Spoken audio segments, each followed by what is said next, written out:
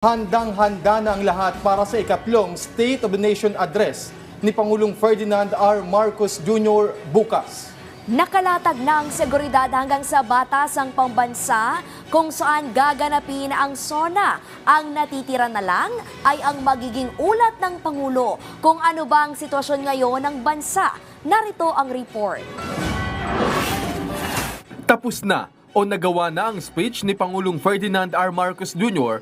para sa kanyang ikatlong State of the Nation Address bukas July 22. Base ito sa naging pahayag ni Pangulong Marcos nitong Biyernes. Ayon sa Pangulo, binubusisi na lang nila ang ilang detalye bilang bahagi ng paghahanda. Napakarami ang gusto kong pag-usapan. Baka humaba masyado, kaya hinahanapan namin prioritize na lang lahat. Tapos pwede makapag-explain ang ating mga sekretary doon sa mga detalye ng mga iba. Kaya nandun tayo ngayon. Pero tapos na yan. Sinusubukan lang namin na tiyakin na maganda na yung lengguwahe, na maayos lahat ng nais namin pag-usapan ay nandun. At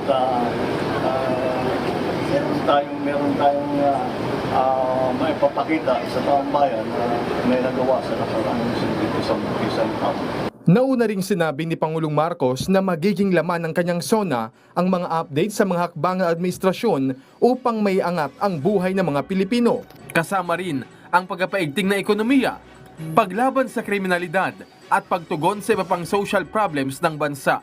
So, i-report ko kung talaga bang yung mga sinimula natin ay tuloy-tuloy at maganda pa rin ang progress at kung gaano pa katagal bago matapos yung mga malalaking project na yan. Sabi rin ni President Marcos, mamahagi ang gobyerno ng briefing material sa media, public at private partners, gayon din sa mga paaralan.